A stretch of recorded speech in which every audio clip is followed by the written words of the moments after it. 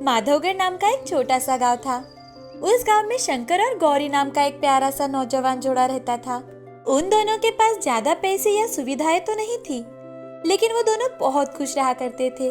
गौरी अब पेट से थी, तो शंकर अपने होने वाले बच्चे के उज्जवल भविष्य के लिए जी तोड़ मेहनत किया करता था।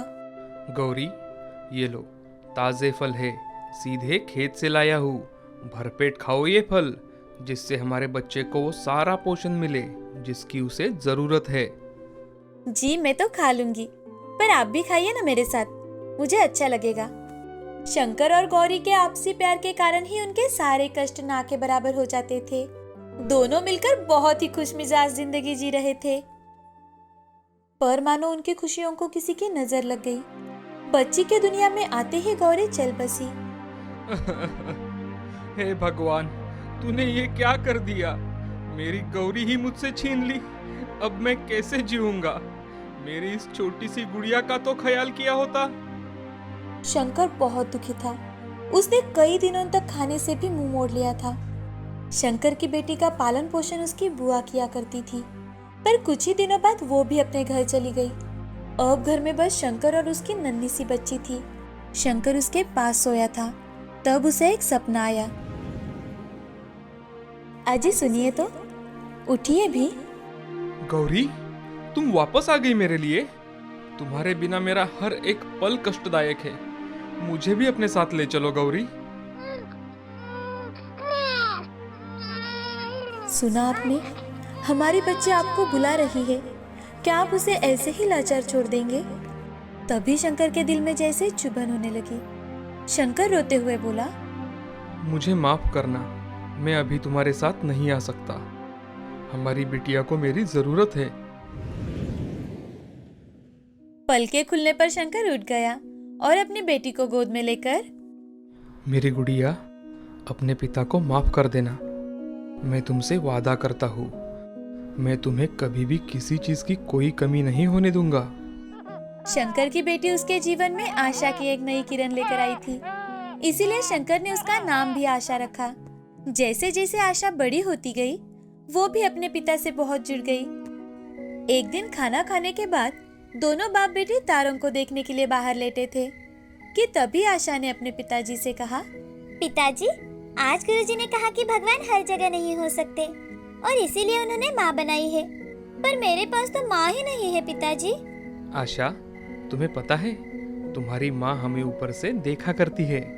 भगवान ने ही उन्हें अपने पास बुला लिया था, इसलिए उन्होंने मुझे भेज दिया तुम्हारे माँ बाप दोनों की भूमिका निभाने के लिए। सच्ची? हाँ बेटा, सच्ची मुच्ची। शंकर ने वाकई में बेटी को कही बात सच साबित की थी।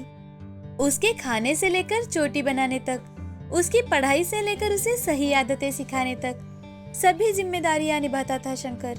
गांव वाले भी इस बात पर भरोसा नहीं कर पाते थे कि शंकर खेती और चूल्हा चौका दोनों कैसे संभाल लेता है। परंतु कुछ चीजें थी जिस पर शंकर का कोई भी काबू नहीं था, और वो थे आशा के दोस्तों के सवाल। आशा, क्या तुम्हें तुम्हारी माँ की याद नहीं आती? सिर्फ पिता के साथ रहना मुश्किल होता होगा ना? क्या बात कर रही हो तुम?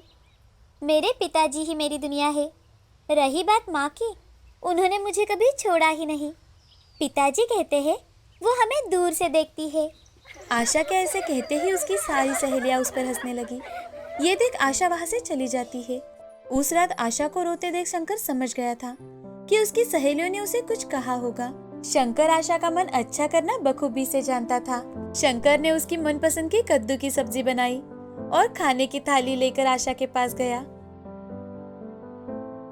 खाना देख आशा खुश हो गई और अपने पिता से बोली, पिताजी, आप मेरी हर कमजोरी जानते हो, है ना? आखिर आपके रहने पर मुझे किस चीज की कमी?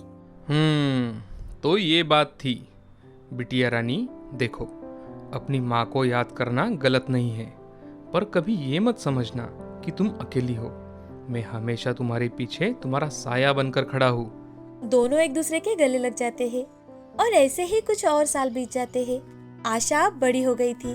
उसके गुणों की चर्चा हर जगह होती थी। वो पढ़ाई में भी बहुत होशियार थी। और हाँ, एक और चीज थी जिसके लिए वो हमेशा खबरों में रहती थी, वो थी उसकी चित्रकारी।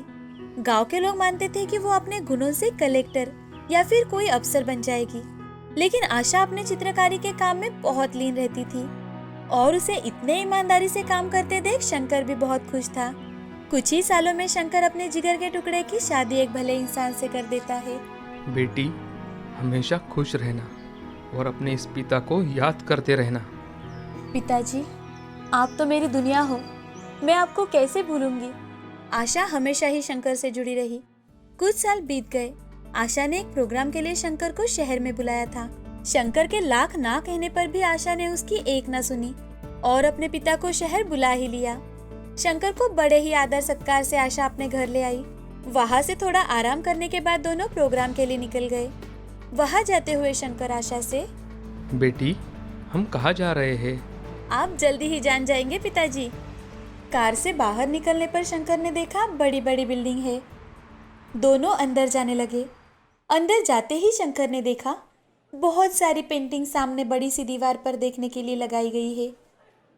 शंकर उन सब पेंटिंग्स को देख रहा था, लेकिन उसकी आंखें एक पेंटिंग को देखकर नम हो गई। वो पेंटिंग थी एक छोटी सी बच्ची और उसके पिता की, जिसमें पिता बच्ची को खाना खिला रहे हैं और बच्ची पढ़ाई में व्यस्त है। और उस पेंटिंग का नाम था बाप की ममता। उस पेंटिंग ने अवार्ड जीता था। तभी आशा पीछे से आती है और शंकर के पैर छूकर कहती है, मेरी हरदम देखभाल करने वाले और माँ बाबा दोनों का बखूबी किरदार निभाने वाले इस महान इंसान को मेरा कोटि कोटि प्रणाम।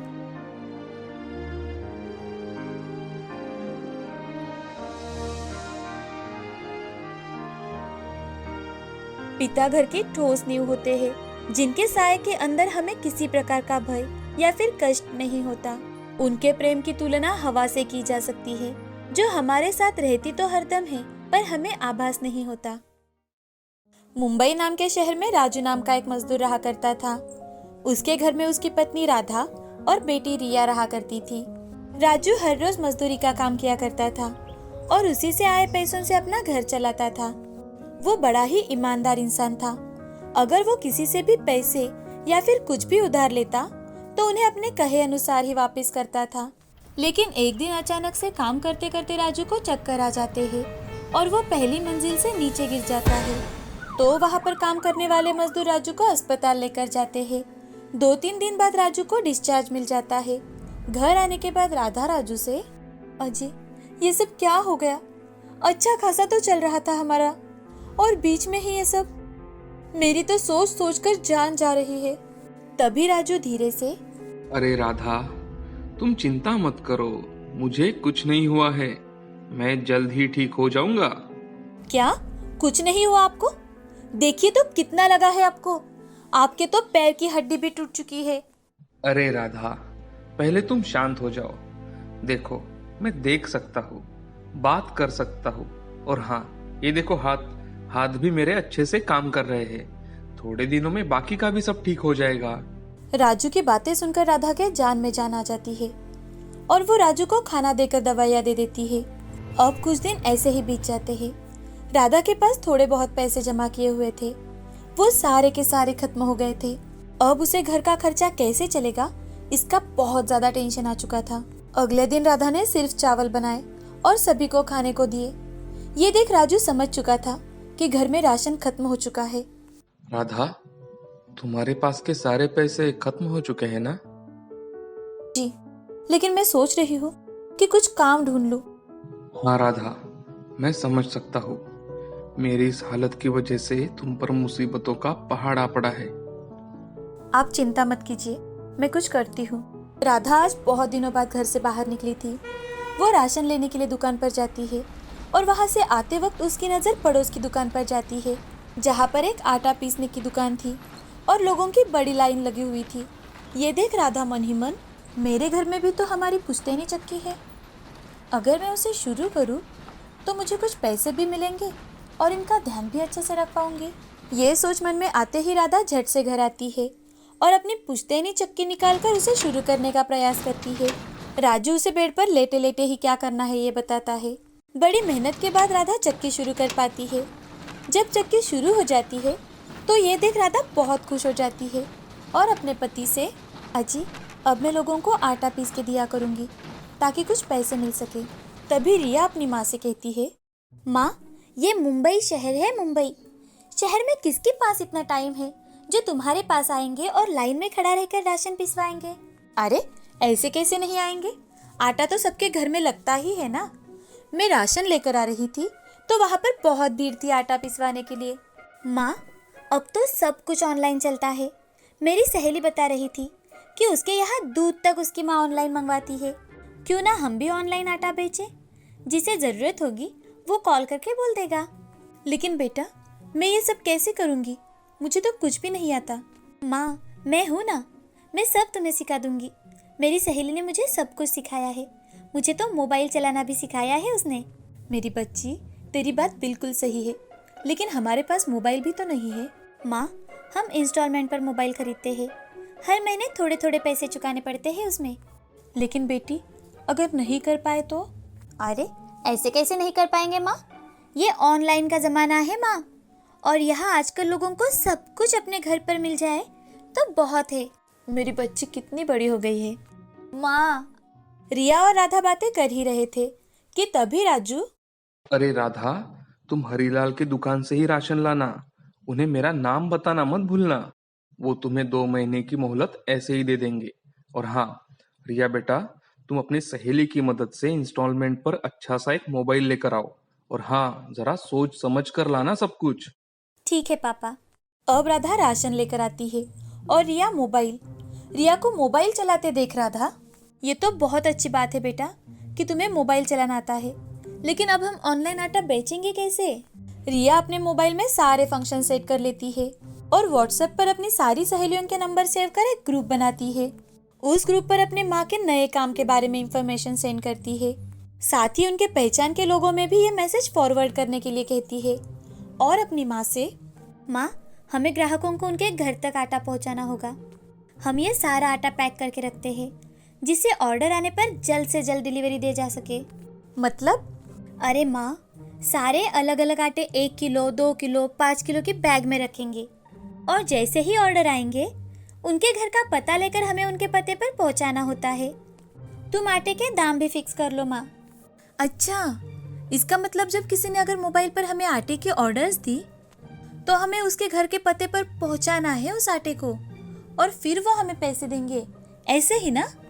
हाँ माँ, ऐसे ही करना है। और फिर हम कुछ दिनों बाद तुम्हारा बैंक अकाउंट भी निकाल देंगे ताकि जिन्हें भी ऑनलाइन पेमेंट करना हो वो ऑनलाइन पेमेंट कर सके। मैं धीरे धीरे कर आपको सब कुछ सिखा दूंगी।